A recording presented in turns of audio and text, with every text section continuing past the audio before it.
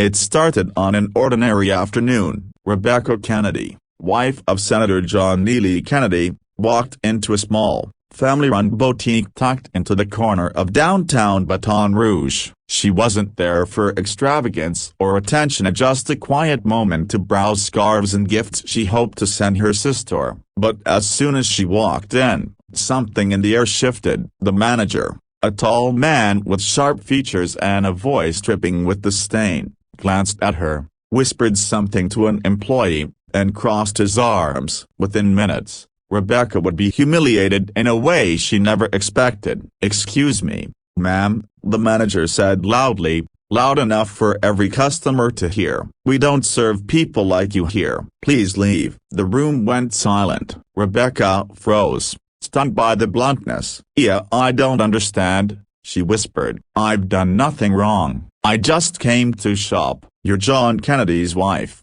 the manager sneered. "A conservative's wife. And we don't want his kind of people here. Not today, not ever." Gasps rippled through the shop. Some customers looked away, too timid to intervene, while others shook their heads in disbelief. Rebecca, holding back tears, set the silk scarf she had been admiring back on the table. She didn't argue. She didn't raise her voice. With quiet dignity, she turned and walked out. That evening, when John came home, he immediately knew something was wrong. Rebecca sat at the kitchen table, her shoulders slumped, eyes red. "John," she said softly, "I was thrown out of a store towed to a broken bar because of you." At first, he thought he misheard. "Thrown out? What do you mean?" She explained everything, the looks, the words, the cruel smirk on the manager's face as he escorted her out like she was nothing. John listened in silence, his hands clenched into fists under the table. He wasn't just angry, he was heartbroken.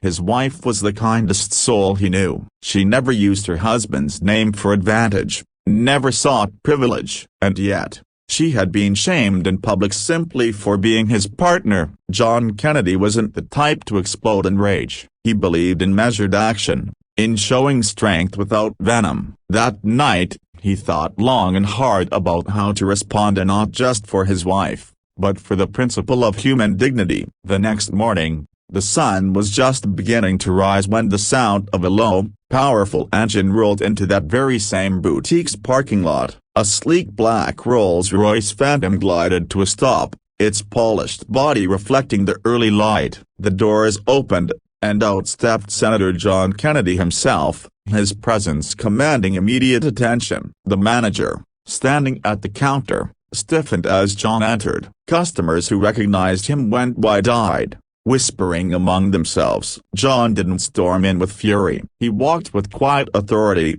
his gaze steady, his voice calm, but every word carried weight. "Good morning," he said to the manager. "Yesterday, my wife came here to shop. She was humiliated, insulted, and told she wasn't welcome because of who she married." He paused, his voice dropping low. "Ray is not just an insult to her. It is an insult to every American who believes in respect, no matter their politics." The manager shifted uncomfortably but tried to put on a smirk. "Sir, I have the right to refuse service to anyone." John's eyes never wavered. "Yes, you do. But you also have the responsibility to treat people with basic decency. My wife is a private citizen. She did nothing to you. You didn't refuse her because of her behavior, or you refused her because of her name. And that, sir, says more about you than it does about her." The room was silent. Even the cash register seemed to hold its breath. Some customers nodded, others even clapped softly. The manager's arrogance faltered, his face flushing red. John reached into his jacket, pulled out a checkbook, and wrote a number that stunned everyone watching. He handed it to an elderly woman who had been quietly working behind the counter,